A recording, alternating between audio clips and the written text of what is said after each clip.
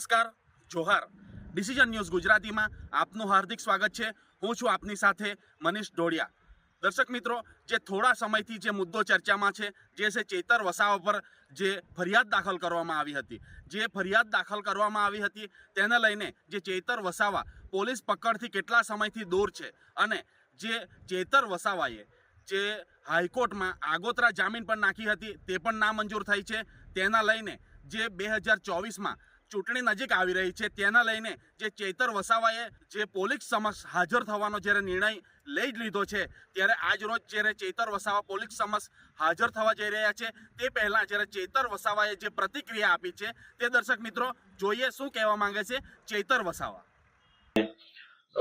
જે અમારા પર ખોટી ફરિયાદ થઈ છે એ બાબતને લઈને આજે અમે પોલીસ સમક્ષ હાજર થવા માટે જઈ રહેલા છે. ત્યારે સૌપ્રથમ 1 મહિના સુધી જે સુખ દુઃખના પ્રસંગોમાં આપ સૌને ત્યાં હું હાજર નથી રહી શક્યો અને આપની સેવાકીય પ્રવૃત્તિ નથી કરી શક્યો, એ બદલ આપ સૌની માફી ચાહું છું.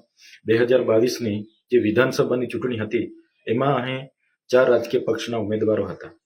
તેમ છતાં આટલી નાની વયમાં મધ્યમ પરિવારમાંથી આવનાર યુવાનને જ્યારે 56% જેટલા મત મળ્યા, 1 લાખથી પણ વધારે મત આપીને અહીંની પ્રજાએ મારા પર વિશ્વાસ મૂક્યો, ભરોસો મૂક્યો, ત્યારે ચૂંટાયા પછી જે બીજા ધારાસભ્ય છે જે ઘરે આરામ કરતા હતા એવી રીતે નથી, પણ હું લોકોની વચ્ચે રહ્યો છું. લોકોની જ્યાં પણ તકલીફ હતી ત્યાં ન્યાય આપવાનો મેં પ્રયત્ન કર્યો છે. દવાખાનામાં પૂરતા ડોક્ટરો, સાધનોની બાબત હોય,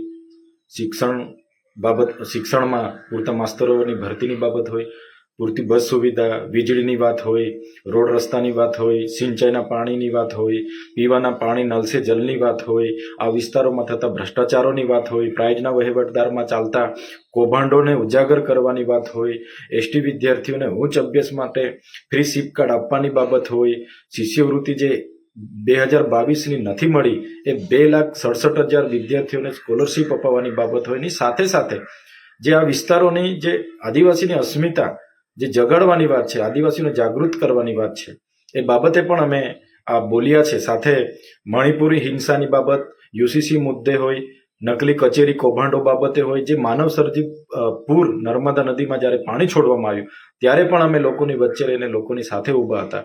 ત્યારે આટલી નાની ઉંમરનો આટલો નાનો ધારાસભ્ય અમારી સામે આંખ મિલાવીને વાત કરે છે અને સડકથી લઈને સદન સુધી લડે છે, એમ કરીને આ ભાજપ સરકારના પેટમાં તેલ રેડાયું.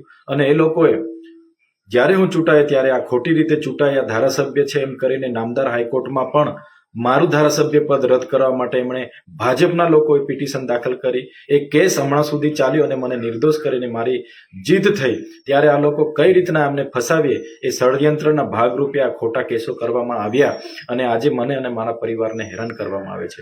તમે સૌ જાણો છો, ગઈ લોકસભા 2019ની લોકસભામાં પણ આવી જ રીતે લોકસભા પહેલા મને એરેસ્ટ કરી લેવામાં આવ્યો હતો અને લોકસભાની ચૂંટણી પૂરી થઈને 3જા દિવસે મને છોડી દેવામાં આવ્યો હતો.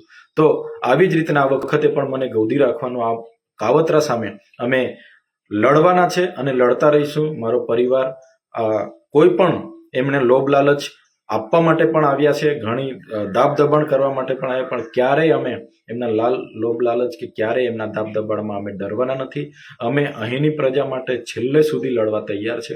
સાથે સાથે આ દરમિયાન જે મને સાથ અને સહકાર મળ્યો છે, પ્રજાનો પ્રેમ મળ્યો છે, એમનો ખૂબ ખૂબ આભાર માનું છું. આ સામાજિક આગેવાનો, રાજકીય આગેવાનો, જે પણ પક્ષના અમને સાથ અને સહકાર આપ્યો છે, સૌનો હું આભાર માનું છું. આવનાર દિવસોમાં સૌ સાથે મળીને અહીંના લોકોની સેવાકીય પ્રવૃત્તિ કરીશું. સાથે સાથે આઉટસોર્સિંગ બાબત હોય કે જ્ઞાન સહાયક રદ કરવા બાબતે પણ ખૂબ મોટું આંદોલન આવનાર દિવસમાં કરીશું. એ અપેક્ષા સાથે લોકોને આવનાર દિવસોમાં પણ સાથ અને સહકાર આપો એવી લાગણી સાથે આજે હું પોલીસ સમક્ષ સરેન્ડર કરવા જઈ રહેલો છું. ડિસિઝન ન્યૂઝના બીજા વિડીયો જોવા માટે ચેનલ સબસ્ક્રાઇબ કરો અને બેલ આઇકન બટન પર જઈ ક્લિક કરો. સ્વતંત્ર અને આઝાદ પત્રકારત્વની મદદ કરવા નીચે આપેલા થેન્ક્સ બટન પર જઈ ક્લિક કરો. મદદની કિંમત નિશ્ચિત કરો અને ડિસિઝન ન્યૂઝની આ સફરમાં અમારા સાથી બનો.